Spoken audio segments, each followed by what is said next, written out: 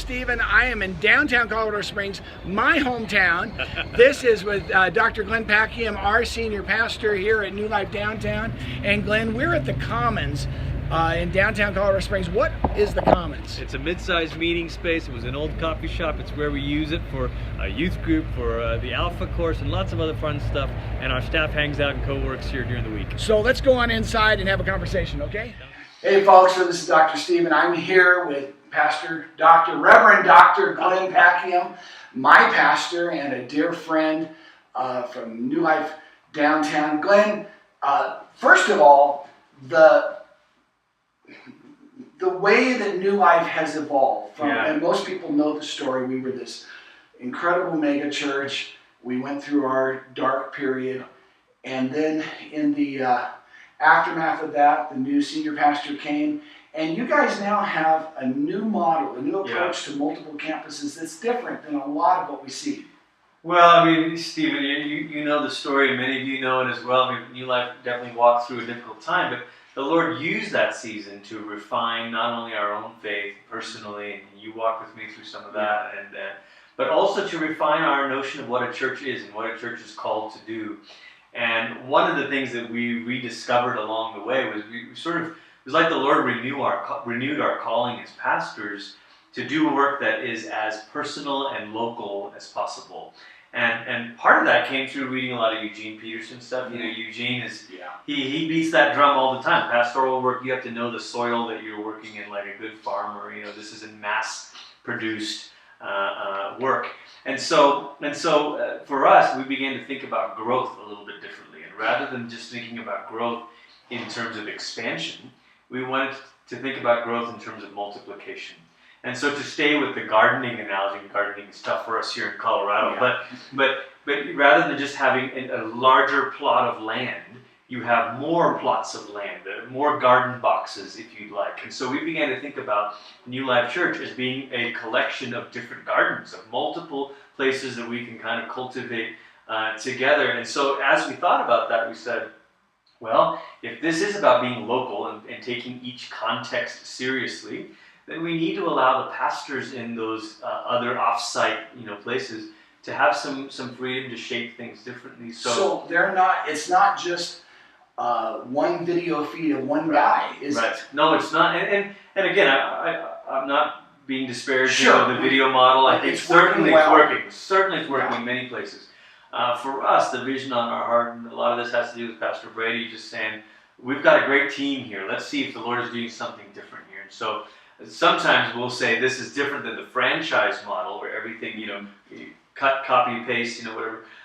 It's more like a family model, which is a bit messier, but you're trying to kind of, we're parents, your kids are all grown now, but there's things about your kids that you think, oh, they're just like me. Yeah. And then there's other things you think, where did that come from? So New Life Downtown was the first off-site congregation. And I think there was a whole lot of head scratching, like, where did that come from? So now we have, six congregations. Quickly runs the rundown. So there's 4 English-speaking ones. The main original congregation is called New Life North, which we all call the mothership. The mothership, affectionately known as the mothership. Yeah. New Life North. There's New Life Downtown.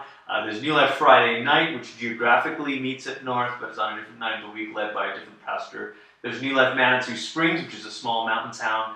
And then the 2 other ones are non-English speaking. There's a Spanish congregation called Nueva Vida and a Chinese congregation. Okay, so what we've talked about, and I've told you a little bit, my students here are all graduate students. Most of them are right near the completion of either an MDiv or a Master's in Theology. Mm-hmm. They are in ministry. Several are senior pastors. They're in pastoral ministry. They're trying to plug through and get done. This is a practicum course, kind of one of those, on the one hand, you feel like you just check it off, but we're trying to be intentional and deliberate to make this worth their while and their money. And so last week, in our discussion thread, we talked a little bit about mentoring, but I didn't give any real guidelines. I didn't give any road signs or anything. I just said, what do you think about mentoring? And you and I have had a unique relationship, and I wanted to talk a little bit about that because, 6, 7 years ago now? Yeah, maybe longer, maybe 9. Yeah. You approached me. You've read the maybe you've read the bios or not. Glenn was a Christian music rock star, as it were. Hardly. He was in a band with my son, and I knew him as the guy in the band with my son. And then things began to pivot for you, and you actually approached me initially. Yes, I saw you out because you knew obviously the music stuff. That was your younger days as well. I've been one of those the Jesus movement. Yep, one of those rock star guys too. You're the original, without you. And then you spent a lot of years in pastoral ministry, of course. And at the time when we were interacting, you were already in this teaching role, I think, at King's. Yeah. And so I sought you out to say, Dr. Todd, I need to know some things about theology here. I'm beginning to think about deeper questions, bigger questions, and I don't have the resources for how to wrestle with this. And so when you came to me and we started having regular lunch meetings and those kinds of things, that was kind of at the same time then Pastor Brady had talked to you about starting a Sunday night service that led to our New Life Downtown congregation. That's right. So right around that time, I shared with Pastor Brady kind of discerning this call in my life to becoming a lead pastor of sorts. And he said, well, why don't you start by doing the Sunday night service? Now, I had shepherded people in the worship ministry and all that, but it's very different when you're leading a whole service or congregation. And so you not only gave me theological advice, and I'll never forget you giving me George Eldon Ladd, The Gospel of the Kingdom. I mean, and that book was like a seed that began to open all of these other, I'm mixing my metaphors here, a seed that opened doorways, but it was like a door that opened more doorways. We all do that, And it began to get me thinking about a different way of understanding the kingdom of God, and from there I began reading N.T. Wright and all of that stuff. But you also helped guide me when we started the Sunday night service. I asked you just to kind of serve on a team, but then we would meet and you would say, okay, this is how you motivate volunteers, this is how you invest in people, I remember some of the specific things you said that you've learned over the years. Yeah. And so while it began in kind of what almost you would call a traditional mentor-mentee relationship, you then jumped in, you had already had a master's at ORU, you completed a graduate certificate at Fuller. Next thing you know, you're in a doctoral program at University of Durham. I might add, you're an ordained Anglican priest, you are a reverend doctor, you are the lead pastor at New Life Downtown, and you're the associate senior pastor of the larger New Life Church. And you and I are still friends, we still have a relationship. I serve on the Wisdom Council, which is like the ex post facto elder board for New Life Downtown. It's like our local elder group. Yeah. And so our relationship has evolved. And when you think of mentors, sometimes you think of being hooked to the hip for a life sentence with somebody in the same role, but it does evolve, doesn't it? It absolutely evolves, and part of the permission for it to evolve is being willing to not just find one North Star.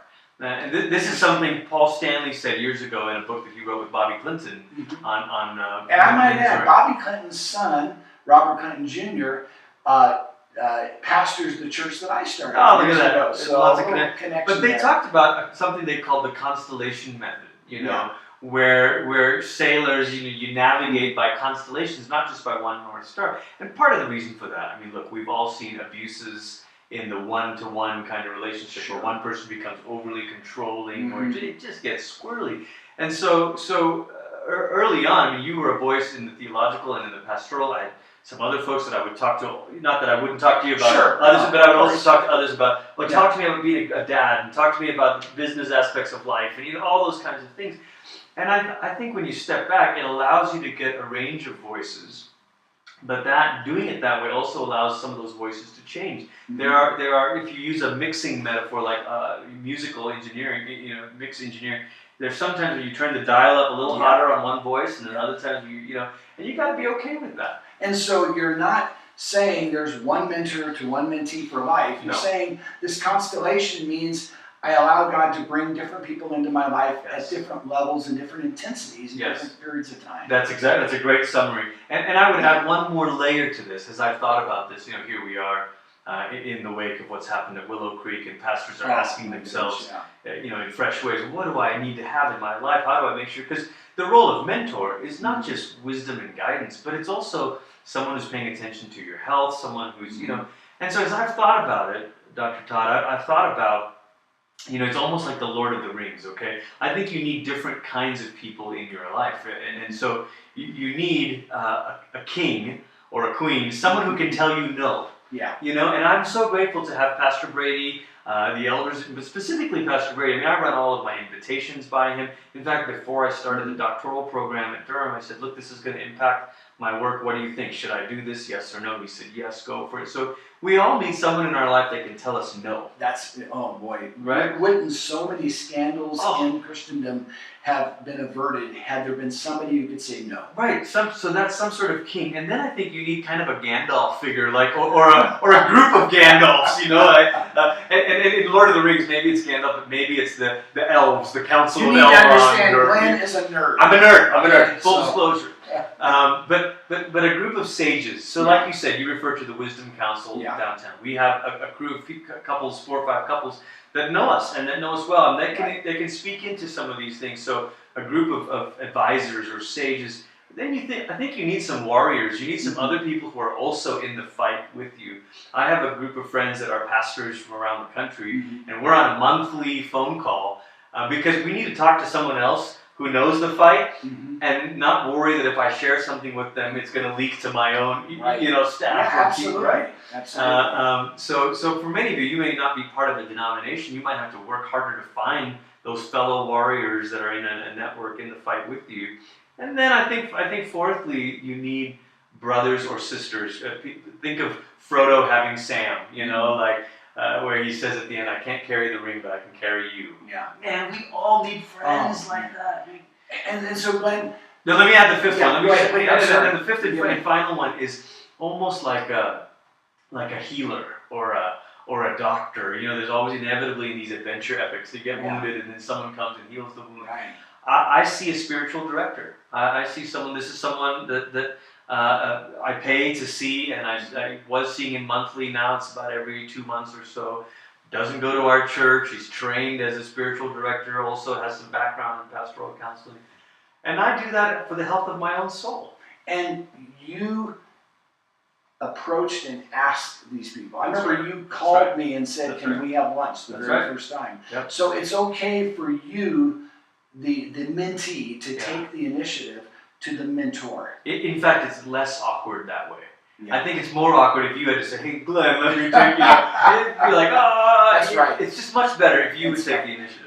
And most of the time, people are not only surprised, but honored that you would want them involved. Absolutely. And so I guess we want to say to you folks is, don't be afraid to allow it to evolve. Yes. Be proactive. Think about questions. I mean, I tried to think of questions to ask you when we would get together. Think about a diversity of voices, like some of the things I've mentioned, and then don't be afraid to let it develop, to let it change and shift over time. You're not committing to something, and that's why I think in some ways you don't really want to say, will you be my mentor? Right. Right. I think it's more, hey, could I take you to lunch every now and again? And that's how we developed it. And Glenn and I have kind of a, and it's okay. We have a kind of a multi-level one where on the one hand, I still serve in that capacity in your life, and yet I acknowledge that you are the pastor of the church where my wife and I are attending. And so we at any given moment, we kind of, it's fluid, and that's perfectly okay. It's great, and depending on where you are in age and season of life, that will adjust. I mean, if you're younger, that may not be the case. It may be more one direction, but as you get a little bit older. Surprisingly, many of the folks in this class are somewhere between your age and my age. Okay. They're not young. Okay. So a parting shot to some of them, they are finishing up their seminary degree, they are involved in ministry, and they're trying to sort these things out. I think never feel like you're supposed to have it all figured out by now. And that's maybe the pressures when you're in your 40s or 50s. Oh, I'm supposed to have this all figured out, so therefore it's embarrassing to go and seek out others. I don't think that's true at all. There's always more that we can learn. There's always stuff that we don't see because of our limited perspectives. And so seeking out those voices is a great, humble, and wise way to keep growing in the Lord. Thank you, Dr. Glenn. I so appreciate you coming and sharing with my people. Thank you, Dr. Todd.